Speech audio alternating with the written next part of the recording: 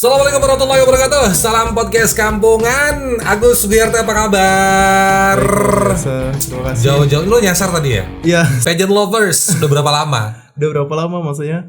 Sudah berapa lama menjadi seorang fans kontes-kontes kecantikan seperti itu?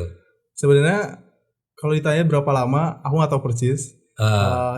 Tapi kalau benar-benar tahu tentang pageant itu dari 2017, 3 tahun ya. 3 tahun yang lalu. 3 tahun yang lalu. Tapi emang sengaja lu mau cari tahu ya? Iya, mau cari Emang tahu. seneng?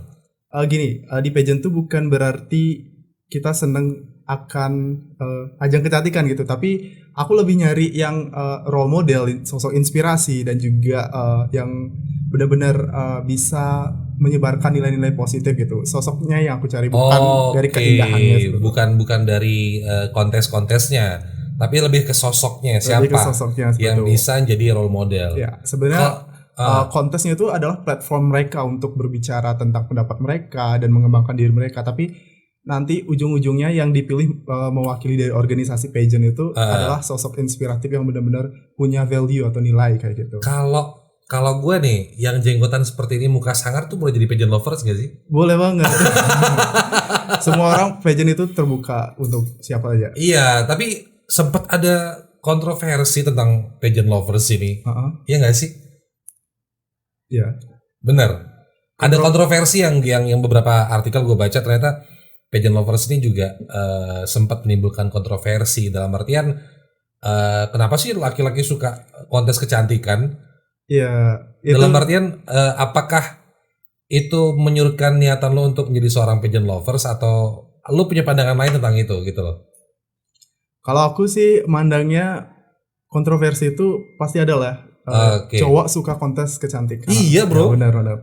Tapi yang tadi aku bilang kembali lagi ke gimana caranya kita nyari role model gitu.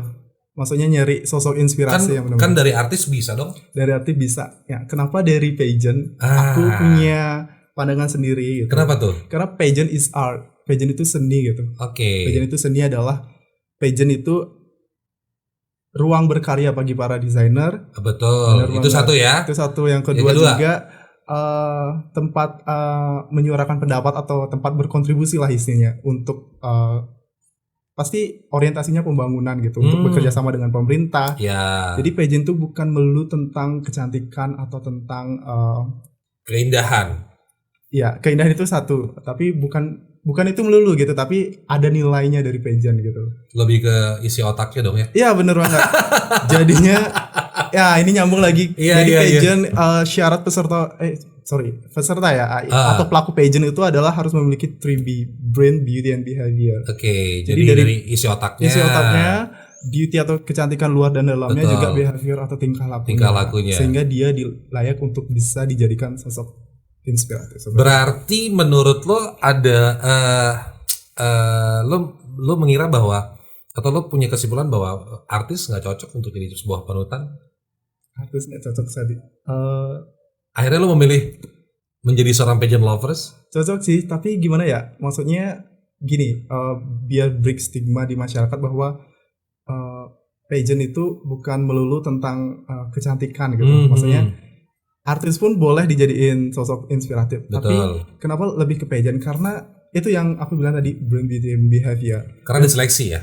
Nah itu seleksi dan menghasilkan sosok yang benar-benar wah ini layak dan dipercaya oleh masyarakat kayak gitu.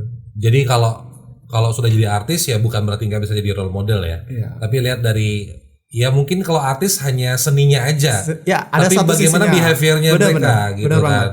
Ini juga berkaitan, kalau artis tuh ada yang atau singer atau penyanyi aja, ada pemain film aja. Tapi kalau di pageant itu adalah gabungan dari semuanya. Makanya ada talent di sana gitu. Dinilai talent kita bisa A, B, dan C gitu. Iya. Sehingga digabung dan sampai menemukan orang yang pas gitu untuk dijadikan panutan. Benar. Iya sih, apalagi kondisi sekarang artis kan banyak banget yang mungkin tidak sesuai dengan harapan masyarakat, ya kan. Oleh karena itu kontes kecantikan dibuat bukan hanya untuk urusan casingnya doang ya, tapi lebih ke isi otaknya apa, dan value-nya.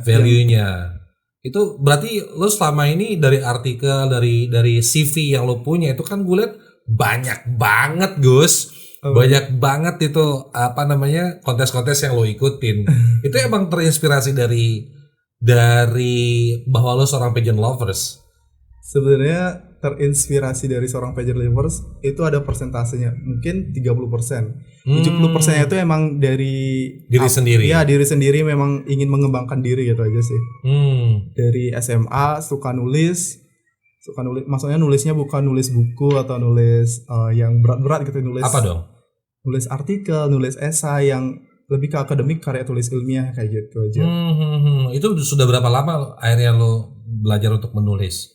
Tawan bakat menulis itu ketika pertama kali nulis esai di kelas 1 SMA. Itu langsung dapat juara 1.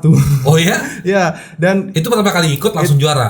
Pertama kali ikut kayak gitu. Luar biasa. Dan selanjutnya itu jadi termotivasi gimana ya, Bro? Jadi kayaknya gue bisa nih. Iya benar kayak gitu. Jadi di pikiran. Jadi terus sampai kuliah sempat break juga nulis karena sibuk di organisasi kampus juga. Tapi sekarang makin kesini karena udah mau skripsi, lebih fokus ke skripsi aja. Lo nggak pernah takut kalau seandainya ada stigma masyarakat tentang seorang pageant lovers adalah pageant lovers tuh orang yang mungkin tidak punya pergaulan laki-laki yang banyak. Ada lo yang punya pikiran seperti itu. Iya, kita tidak boleh menyalahkan. Jadi ada prinsip. Tanggapan lo apa dengan stigma atau mungkin statement yang seperti itu gitu loh? Karena prinsip aku itu biarkan orang lain berpikir, memiliki pikirannya sendiri. Betul. Layaknya kita punya pikiran kita sendiri. Benar nggak sih? Betul. Benar sekali gitu. Berarti lo nggak pernah ngurusin pikiran orang lain? Nggak pernah terpengaruh gitu. Jadi just be myself gitu. Just find my role model gitu. Jadi untuk meyakinkan diri akan stigma masyarakat itu, ya kita tetap lakukan atau berikan kontribusi positif kita untuk orang di sekitar kita gitu. Jadinya ya janganlah, maksudnya pageant lovers itu cowok ke cewek-cewekan. Iya gitu. Karena ada beberapa statement yang punya pikiran seperti itu. Pageant lovers cowok yang ke cewek-cewekan. Lo gak setuju ya? Setuju sih, tapi itu bukan saya. Oh ada berarti? Maksudnya berarti ada beberapa. Karena gini, orientasi seorang pageant lovers tuh apa yang mereka cari dari pageant itu berbeda-beda ya kan? Iya. Ya, mungkin ada yang kalau nyari. Kalau dari lo sendiri? Itu yang aku bilang tadi, aku nyari value-nya, nyari sosok inspiratifnya kayak gitu. Pakai contoh deh ya. Contoh. Jadi memang di pageant terbesar di Indonesia adalah Putri Indonesia. Yes. Ya, pernah dibahas kan di podcast sebelumnya sama Reza. Oke. Jadi di sana tuh Putri Indonesia tuh mencari sosok wanita muda Indonesia yang benar-benar menjadi panutan bagi generasi muda di negeri ini kayak gitu. Bukan hanya perempuan ya? Perempuan, Putri Indonesia namanya. Maksudnya panutan bukan hanya untuk perempuan kan? Dalam artian dari behaviornya bisa untuk ditiru semua orang. Iya, bisa ditiru untuk semua orang. Tapi lebih orientasi dari Putri Indonesia dinaungi oleh Yayasan Putri Indonesia.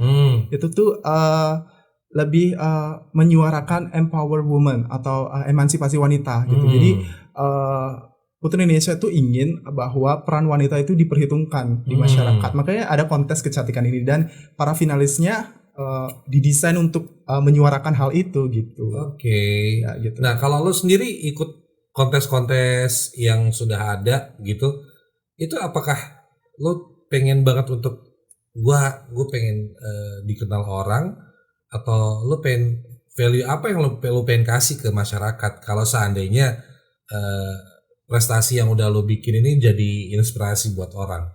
Apa dong value yang lo pengen kasih ke mereka?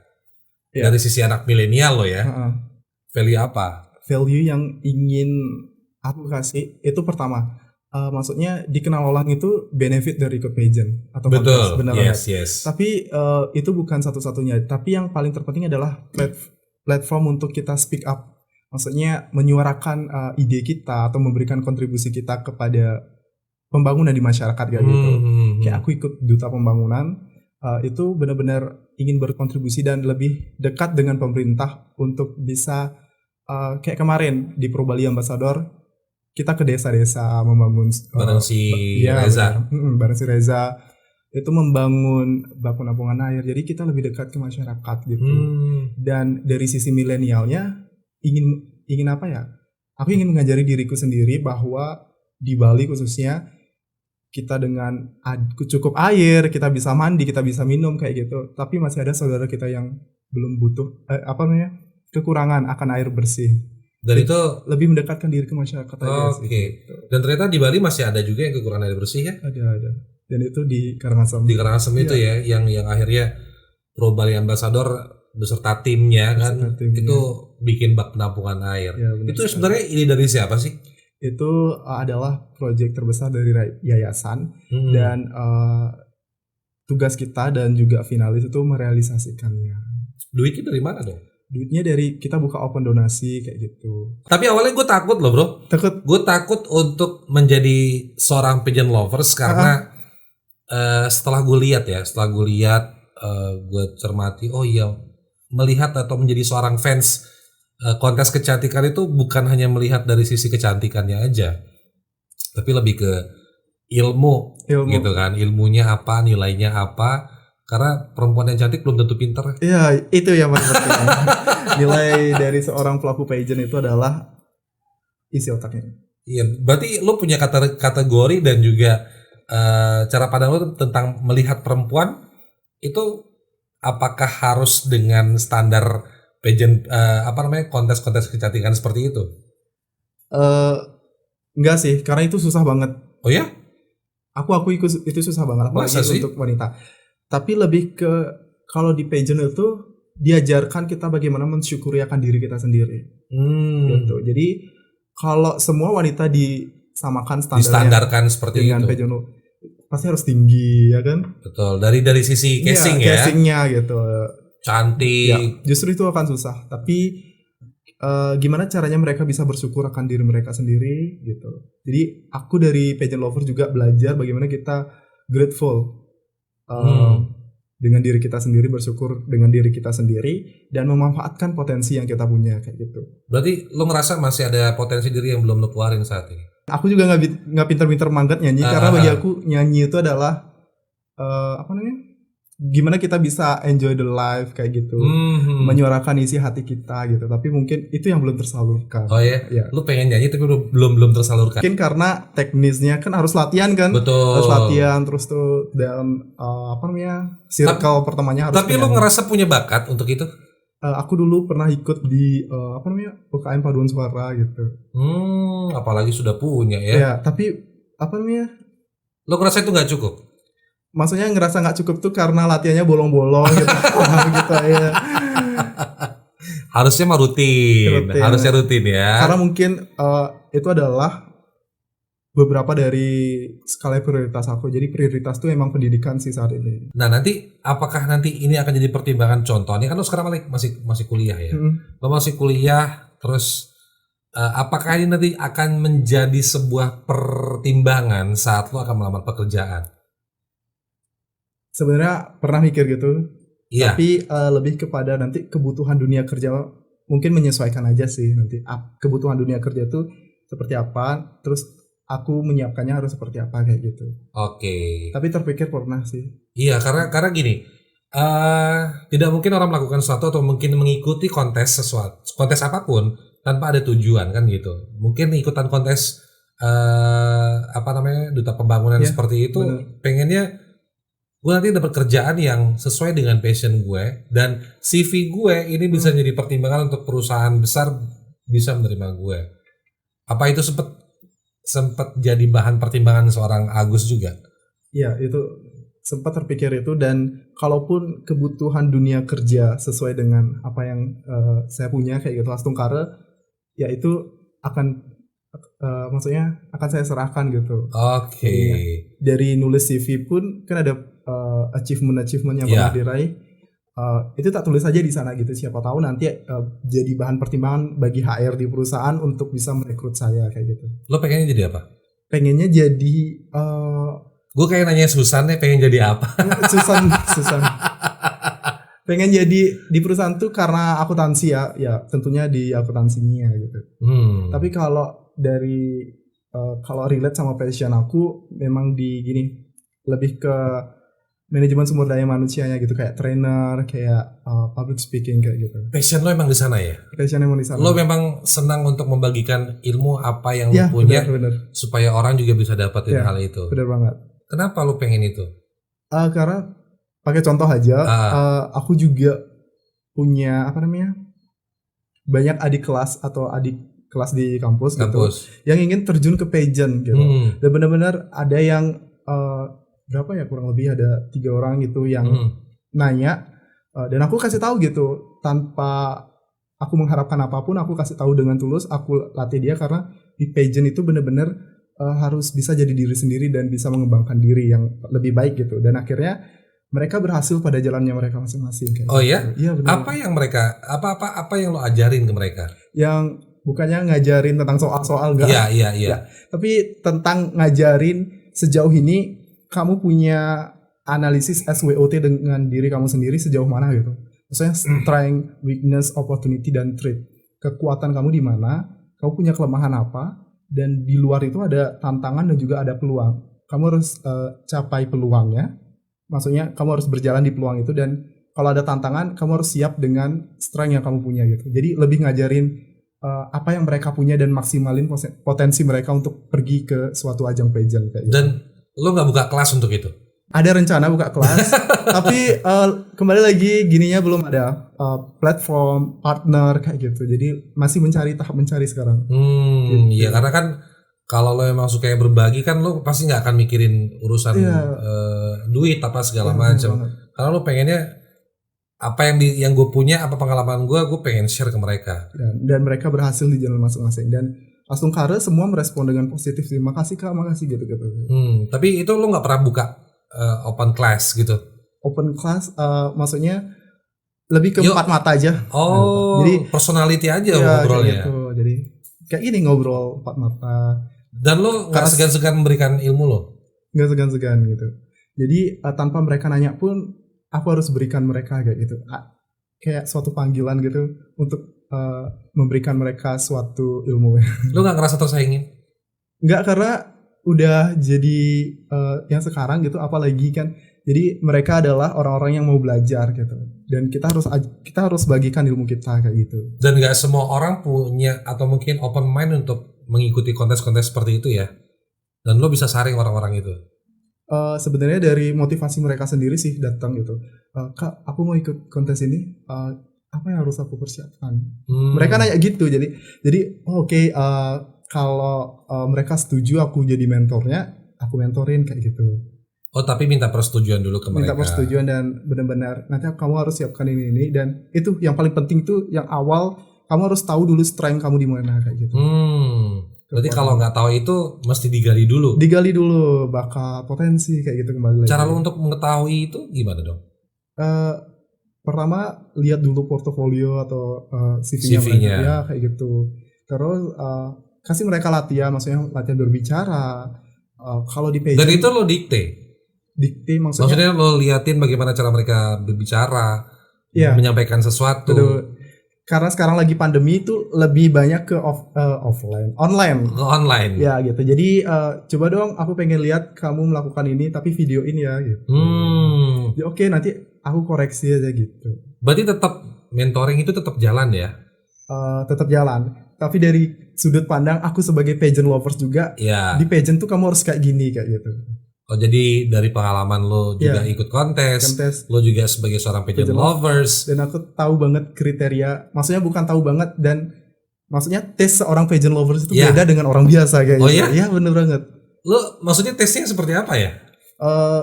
Tesnya tuh lebih ke, ini kebanyakan cewek ya. Ada isi yang cowok mau ikut Pro Bali Ambassador juga, tapi masih sibuk, dia masih lomba. Yang kebanyakan yang putri, itu gimana sih duduk like a queen gitu, gimana sih berbicara like a queen kayak gitu. Jadi lebih ke melatih seperti itu gitu. Ya ketika aku melatih mereka, ya aku kasih gimana sih seorang queen atau beauty queen yang baik kayak gitu. Tapi bukan berarti aku jadi queen. Itu langsung di-skak sama dia, langsung dipotong sama dia tuh. Sebelum gue tanya, akhirnya dia langsung membantah itu ya kan. Tapi ilmu itu lo dapetin di mana dong? Ilmu itu dapat dari pengalaman, dari suka nonton kontes pageant Eh, dan juga dari teman-teman pageant lovers. berarti dari seorang penggemar kontes-kontes Iya, seperti itu, akhirnya lo sudah mulai memfilter dan juga punya catatan sendiri ya. iya, Bagaimana seharusnya seorang benar. apa namanya syarat menjadi seorang Beauty queen. beauty queen. Iya, benar. Oke. Dan selama ini lo benar-benar nggak buka tarif untuk mentoring. Aku terinspirasi juga dari kata-kata Kak Reza itu. Apa itu? Maksudnya kita sekarang tuh belum kerasa, maksudnya baru bisa ngasih segini gitu. Jadi belum profesional lah istilahnya. Jadi latihan itu pun nggak ada waktu tertentu kayak gitu. Jadi sepanjang mereka mau dan aku bisa, oke gitu, kita ketemu kayak gitu.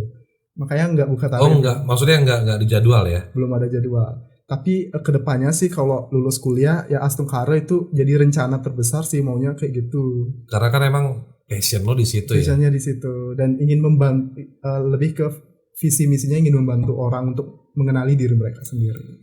Tapi di Bali sendiri untuk mengikuti sebuah kontes-kontes seperti itu belum ada kelas paten atau pakem yang mengajarkan brain, beauty, and behavior-nya. Ada sih beberapa, banyak, kayak kalau di istilah pageant tuh namanya beauty camp. Beauty camp. Beauty camp. Jadi mereka datang dilatih. Kalau di Indonesia yang terbesar itu Artika Wulandari, punyanya Artika Sari Devi. Iya. Sama juga Ratu Sejagat, itu benar-benar itu baru pakai tarif. Oke. Dan itu memang ada campnya sendiri ya? Ada campnya sendiri, ada kelas-kelasnya tersendiri karena mereka Sebelum mereka mengikuti kontes? ya sebelum mereka mengikuti kontes, dan ada timelinenya, mereka harus ada progres dalam waktu 6 bulan, 1 tahun gitu, harus ada kemajuan dari seorang itu kayak gitu. At least berarti mengikuti kontes-kontes seperti ini bukan hanya urusan gengsi doang ya, tapi lebih ke bagaimana berperilaku yang baik. Iya benar. Dan bagaimana bertutur kata yang baik. Ya. Jadi tugas beauty camp itu bukan orientasinya materi, bukan, tapi lebih membantu yang itu tadi aku bilang, seseorang yang ingin ikut pageant tapi tidak tahu tentang potensi mereka, apa yang harus mereka persiapkan. Mereka pergi ke beauty camp dan pihak beauty camp itu yang membantu dan mentraining mereka kayak gitu. Dan mencari tahu apa kekuatan dan juga potensi di masing-masing personal itu. Iya benar banget, untuk siap terjun gitu. Oke, berarti mungkin gue doain supaya lo bisa jadi orang pertama yang buka beauty camp di Bali. Karena kalau gue mau tahu ini apa kesulitan atau kendala yang biasanya orang temuin untuk menjadi seorang atau mungkin orang yang pengen mengikuti kontes-kontes kecantikan seperti itu. Kalau dari pengalaman, minder, insecure itu paling penting yang harus di fight atau diperangi. Dan itu kendala orang yang kebanyakan mereka tuh minder gitu. Tapi pengen gitu. Jadi ya gimana ya, yang paling ampuh ilmunya itu adalah jadi diri sendiri. Tapi lo sempat ngerasain itu? Sempat ngerasain itu pas awal-awal kenal dunia pageant gitu. Tapi kalau sekarang udah lebih cinta dengan diri sendiri, karena prinsip aku sendiri itu semua orang menyiapkan persiapan mereka untuk ikut ajang ini masing-masing gitu. Jadi kalaupun kita melakukan kesalahan, jangan pernah minder, karena setiap orang juga pernah melakukan kesalahan. Oke, karena mengikuti kontes seperti itu kan mental juga harus kuat ya. Iya. Apalagi melihat standar beauty queen seperti itu tinggi. Ekspektasinya juga tinggi. Akhirnya merasa diri rendah. Iya benar banget. Bener ya. Jadi seperti itu. Oke. Dan setelah itu apalagi yang dipersiapkan kalau selain dari apa namanya potensi diri, terus menghilangkan rasa minder atau insecure. Apalagi yang mesti wajib harus hilang untuk bisa mengikuti kontes-kontes seperti itu. Yang wajib harus hilang. Itu adalah kebiasaan buruk tentu. Itu harus hilang itu. Maksudnya, suka gibah-gibahin orang itu udah harus berhenti ya. Maksudnya jangan dihilang. Gibah itu ya janganlah di pas kita kompetisi kayak gitu. Tapi di luar daripada itu. Dan terus yang paling diperhatikan kalau jadi seorang pelaku pageant itu adalah gimana kita bersikap, apalagi di sosial media. Oh iya benar-benar. Itu akan dilihat banget gitu. Orang jadi pusat perhatian di situ Pusat ya. perhatian dan behavior itu terkait dengan kan pageant itu berdiri karena banyak sponsor gitu ya. Betul. Gimana cara kita bisa mempromosikan mereka dengan baik gitu? Karena ada kejadian tuh banyak banget. Contohnya tuh pelaku pageant tuh nggak mau mereka post foto terus nge-tag sponsornya, nggak mau. Padahal itu wajib. Itu contoh kecil. Maksudnya nggak wajib tapi lebih ke hubungan interpersonal yang baik kayak gitu. Oke, iya. Take and give-nya harus ada. Iya, benar banget. Jangan cuma mau dipromot doang gitu ya. Tapi apa yang lo bisa kasih juga ke orang lain. Iya. Bener juga sih karena gue lihat dari Instagram lo kan bahasa-bahasanya pun caption-captionnya juga nggak ada yang aneh-aneh, dalam artian tidak ada keluhan-keluhan di sana. Semua bahasa-bahasa motivasi. Yes. Dan berarti lo ngejaga banget ya? Ngejaga banget, dan itu paling penting banget ya, karena ini terkait dengan personal branding. Yes. Ya benar banget. Jadi kalau kita udah terjun ke pageant, kita bukan lagi pribadi yang sosial media itu sebagai media curhat gitu. Iya.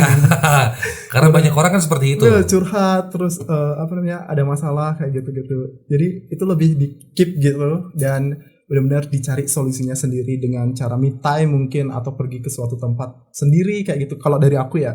Jadi jangan memanfaatkan sosial media untuk hal-hal seperti itu. Berarti yang mesti dan wajib dijaga personal branding lo di media sosial tuh wajib ya?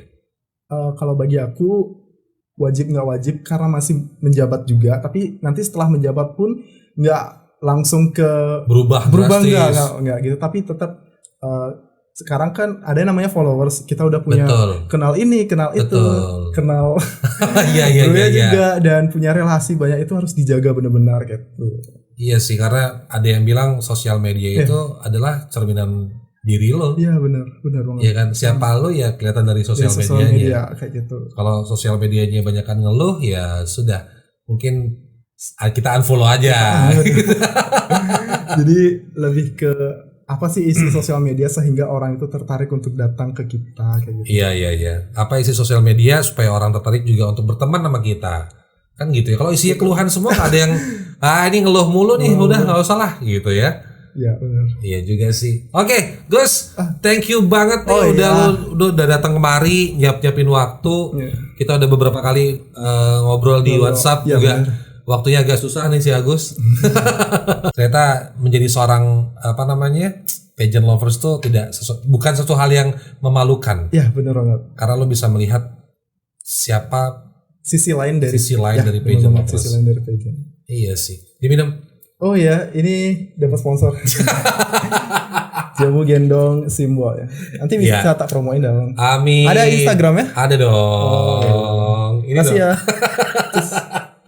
Itu itu produser gue. Oh, keren banget. Ini apa ya rasanya? Ayo, rasanya apa? Beras kencur bukan ya? Yes. Lo pecinta jamu gak sih? Dulu. Jadi ibu aku tuh sering ngajarin untuk minum jamu, tapi sekarang enggak sih. Udah jarang. Jadi seorang duta pembangunan atau ikut kontes-kontes kayak gitu, emang badan harus kurus ya? Kalau orang yang buncit kayak gue gitu nggak bisa ya? Bisa sih, tapi lebih ke persiapan dulu. Maksudnya olahraga itu akan dilihat oleh orang bagaimana kita merawat tubuh kita dengan baik. Kita memperlakukan tubuh kita dengan baik sehingga kita bisa menjadi contoh gitu. Pageant itu kan contoh dan role model kayak gitu. Jadi itu lebih ke how you can treat your body as well kayak gitu. Jadi bagaimana lo untuk menjaga diri lo sebaik mungkin. Dilihat dari berarti lo makannya yang bergizi semua ya? Enggak sih. Karena memang keturunan kurus ya. Kurus tinggi.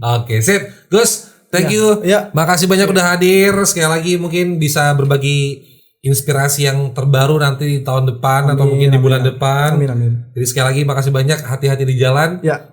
Kita selesai dulu ya. Salam podcast kampungan. Ya. Hey, jangan lupa klik tombol subscribe di kanan bawah ya.